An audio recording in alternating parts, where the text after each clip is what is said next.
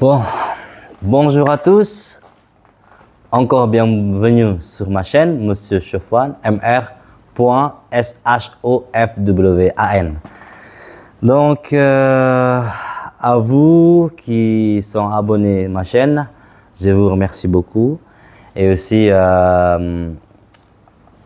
ceux qui ne sont pas encore abonnés sur ma chaîne, s'il vous plaît, pour me soutenir sur ma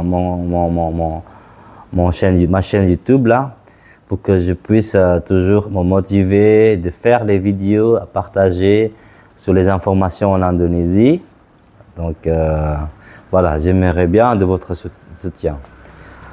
Donc aujourd'hui, on va parler sur le café, voilà, le café. Donc, en Indonésie, voilà, je suis sûr que je vais parler le café en Indonésie. Donc, ah oui, avant que je parle je parle le café de l'Indonésie, je vous présente d'abord, je suis Chofwan, oui. Chofwan, je suis indonésien, mais je parle français aussi parce que j'ai appris la langue et la littérature française ici, à l'université, sur Java, l'île à côté de Bali. Donc, voilà, on va parler sur café. Parce que dans notre excursion, moi, je travaille maintenant dans une agence de voyage locale en Indonésie, qui s'appelle Authentic Indonesia. Et, je vais vous partager sur le lien, le site de cette agence-là. Vous pouvez choisir l'itinéraire dedans. Et on a des visites aussi botaniques, ouais, pour découvrir les plantations, les épices, tout ça en Indonésie. Donc, parce que je bois le café, là, donc je vous présente un peu peut-être de café indonésien. Le café en Indonésie, peut-être vous connaissez, il y a deux cafés différents, Robusta et Arabica. Ok, par contre, en Indonésie, on a 4 cafés différents. Ok, il y a 4 cafés différents. Tous les cafés qu'on a en Indonésie, c'est pas notre origine, c'est pas notre propre café, mais à l'époque colonialisation, ils l'emmènent ici. Et après, on change avec le tabac, ce qu'on appelle, oui, le tabac. Et le clou de girofle, c'est ça. Et avec des autres épices, c'est bon. Donc, voilà, j'ai un peu sommeil par contre. Mais bon, je continue parce que j'ai travaillé aujourd'hui. Donc, le café Robusta, on va commencer par café. Tous les cafés, c'est sûr que sont différents, oui. Le goût, l'odeur, etc. Et donc, on va parler peut-être d'abord sur le café Robusta, les différents entre chaque café. Oui. Le café Robusta, les caractéristiques, il est plus amer. Okay. Pourquoi? Parce qu'il a beaucoup plus de caféine. C'est bon? Et le café Robusta, ça pousse de 300 jusqu'à 600 ou 700 mètres d'altitude. Okay. Et puis, la saison de récolte de café Robusta à partir de, on dirait, juillet jusqu'à septembre, octobre. Ok, presque la fin de l'année. Et puis, après, le café Robusta, on dirait, les feuilles, c'est plus grand que le café Arabica. Et c'est plus peut-être que l'autre café. Je vais vous parler après l'autre café. C'est bon.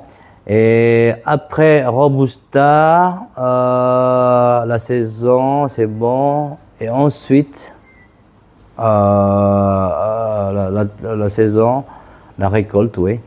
Et puis le process, c'est pareil pour tous les cafés. C'est bon. Je vais continuer pour le deuxième café en Indonésie. Il s'appelle café Arabica. Ok, Arabica, il est différent que Robusta. Arabica, c'est plus acide que Robusta. Il a beaucoup plus d'acidité dans le café Arabica. Ça pousse plus haut que Robusta. Arabica, ça pousse de 600 mètres d'altitude jusqu'à 2000 mètres d'altitude. Plus ou moins, ok. Il vient de Maroc. Robusta, il vient du Brésil. Arabica, les feuilles, c'est plus petit. Je vous ai dit que, voilà, tout à l'heure. Et puis, la récolte de Arabica, c'est début de l'année. à partir de février jusqu'à mai-juin. D'accord? Et voilà, le café Arabica, c'est bon. Et il y a le troisième café qui s'appelle Liberica. Liberica, c'est un mélange entre Robusta et Arabica. La saison, c'est comme le Robusta. C'est bon. Et aussi l'autre café qui s'appelle Excelsa, le quatrième en Indonésie. On a le quatrième café qui s'appelle Excelsa. Mais Excelsa, c'est pas pour boire. Pourquoi? Parce que Excelsa, c'est pas bon. Les feuilles, c'est plus grand, la taille comme ça à peu près. Et aussi, Liberica, Excelsa, pardon, on ne le boit pas parce que ça sent pas bon. Le goût n'était pas bon. Pourquoi? Parce que cette plante-là, c'est cultivé, c'est pas cultivé, pardon, mais c'est planté, fait exprès. C'est comme le barrière dans les plantations. Pourquoi? Parce que l'arbre de Excelsa, il capte bien les carbones. C'est la meilleure plante, la deuxième meilleure plante, si je ne me trompe pas, après les mangroves. C'est ça. Pour capter les gaz ou les carbones, les pollutions, tout ça. Donc c'est pour ça, dans ce café-là, il a beaucoup plus, comment on dit, c'est pour ça que c'est pas bon, quoi, parce qu'il y a trop de pollution dedans. C'est ça.